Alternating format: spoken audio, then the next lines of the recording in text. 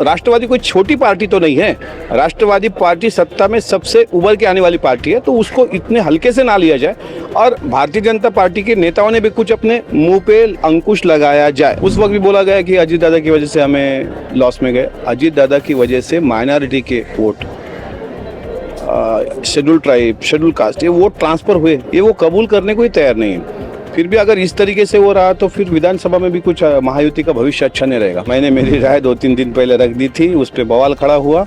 अब पार्टी के वरिष्ठ नेता ठहराएंगे कि सम्मानजनक सीटें मिलने के बाद लड़ना चाहिए, नहीं लड़ना चाहिए, और अगर कोई अलग से गठबंधन होने का कोई अगर एक निर्णय हो सकता है तो वो भी तरीका आजमाने में कोई हर्ज नहीं है, ऐसा मुझे लगता है। हमारे साथ इस वक्त राष्ट्रवादी कांग्रेस पार्टी के नेता अमोल मिटकरी जी हैं, उनसे बात करेंगे क्योंकि जो विधानसभा चुनाव होने हैं इसमें सीट शेयरिंग को लेकर काफी जो महायुति है उसमें कहीं ना कहीं खटपट नजर आ रही है। सर, आपने एक बयान दिया और कहा कि हमें जो है इतनी पर्याप्त सीट मिलनी चाहिए और उसको लेकर जो बीजेपी के नेता है उनकी तरफ से जो है कहीं ना कहीं नाराजगी जाहिर। देखिए, उनको नाराजगी जाहिर करने का कोई अधिकार नहीं है, ऐसा मैं समझता हूँ। मैं राष्ट्रवादी कांग्रेस पार्टी का नेता वगैरह नहीं हूँ। मैं राष्ट्रवादी कांग्रेस पार्टी का स्पोकर पर्सन बाद में हूँ, लेकिन मैं राष्ट्रवादी कांग्रेस पार्टी का एक कार्यकर्ता। 2 दिन पहले मेरा जन्मदिन मनाया गया मेरे शहर में, और उस वक्त प्रेस कॉन्फ्रेंस पे सवाल पूछा गया कि आपको 4 साल तक पार्टी ने विधायक बनाया, तो आपकी क्या भूमिका होगी, महाराष्ट्र में किस तरीके से पार्टी लड़नी चाहिए। और मैंने मेरी खुद की राय रखी कि महाराष्ट्र में 80 से 90 सीटें लड़नी चाहिए, क्योंकि हर एक पार्टी कहती है कि हम 100 सीटें लड़ाएंगे।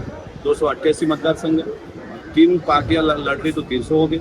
मैं चाहता हूं कि भाई 80-90 तो कम से कम सम्मानजनक मिले, क्योंकि लोकसभा में 9 जगह देने का ये वादा किया था, फिर वो 4 पे आ गए। 2-3 सीटें तो हमने छोड़ दी, चाहे गढ़चिरौली की हो, चाहे सातारा की हो, चाहे परभणी की हो। 3 सीटें हमारी छूट गई। वहाँ अगर हमने कैंडिडेट देते थे, अब सातारा आ गई हमारी, लेकिन परभणी और गढ़चिरौली में हमारा वहाँ पे अदब पतन हुआ।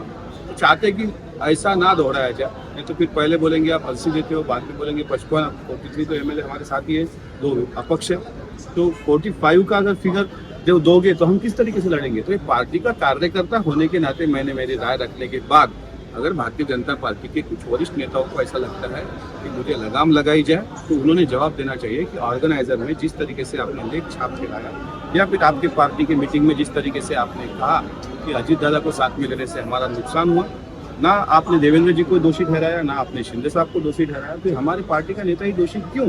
ये मेरी भावना थी जो मैंने बोली, और उसमें अगर वो सेटिस्फाइड नहीं है तो मैं मेरे पार्टी के वरिष्ठ नेताओं से जरूर कहूँगा। तो मैं शांत रहता हूँ, मैं खामोश रहता हूँ, मैं बोलूँगा आगे, लेकिन इन लोगों को भी खामोश कीजिए।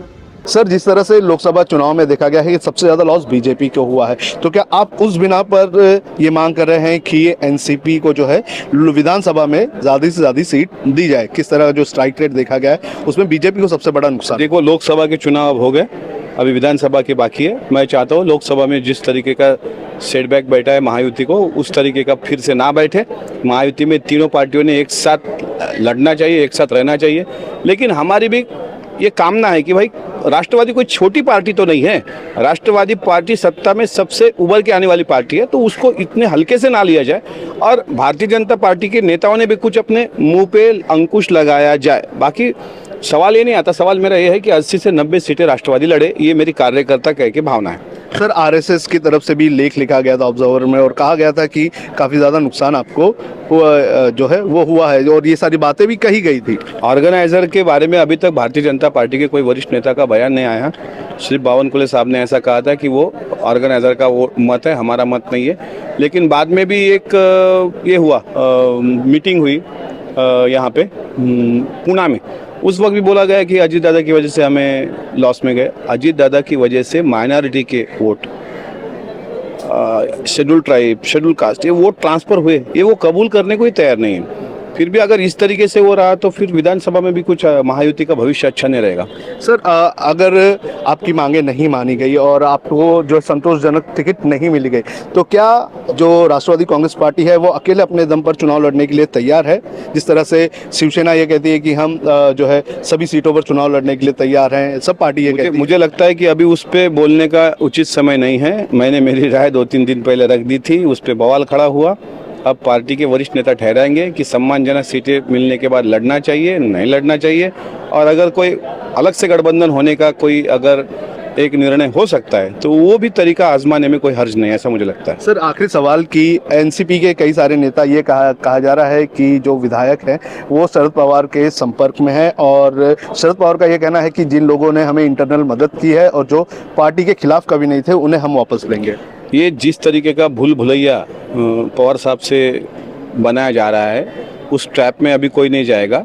वो चाहते हैं कि 20 से 25 विधायक हमारी तरफ से उनके पास आए और उन्होंने एक रीज़न भी है कि पूरा अधिवेशन होने के बाद कुछ लोग आएंगे, लेकिन जितनी मालूमात मुझे है पार्टी के अंदर की, कोई आमदार या कोई विधायक कहीं पे जाने वाला नहीं, क्योंकि अजीत दादा के नेतृत्व में 43 एमएलए यहाँ पे आए। आप देखिए, अगर तालिका का चयन आप देखेंगे या पूरी कुर्सियों की अगर विधान परिषद में बैठने की आसन व्यवस्था देखेंगे तो राष्ट्रवादी कांग्रेस पार्टी की तरफ से कौन से विधायक हो यादी एक बार देख लीजिए। जिस तरीके से विधान परिषद में उस तरीके से विधानसभा में भी है, इसलिए अजीत दादा को छोड़ के कोई नहीं जाएगा। जिस तरीके से आदरणीय पवार साहब ने ये बयान दिया वो खाली भूल भुलैया है, उसमें मुझे नहीं लगता कि कोई सत्यता होगी। सर किसानों का मामला आज उठा है और बाहर प्रोटेस्ट किया गया है किसानों के लिए। ये तो उल्टा चोर कोतवाल को डांटे बोलिए या सब चूहे खा के बिल्ली हज को चली बोलिए। एक तरफ नेता पाए धोने, अपने पाँव भी कार्यकर्ता ने धोने चाहिए, इस तरीके से कांग्रेस के कुछ नेताओं को लगता है। और वही नेता लोग आज ये कह रहे हैं कि हम किसानों को न्याय देंगे। तो जिस विपक्ष जब विपक्ष में होता है तो उनका फर्ज बनता है कि वो इस तरीके से नौटंकीबाजी करे।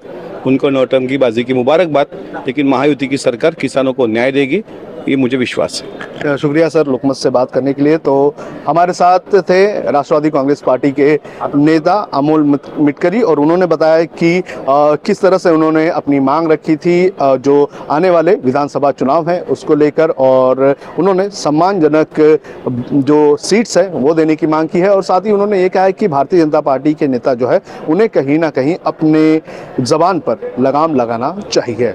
वीडियो जर्नलिस्ट हर्ष के साथ सोनू कनौजिया, लोकमत हिंदी, मुंबई।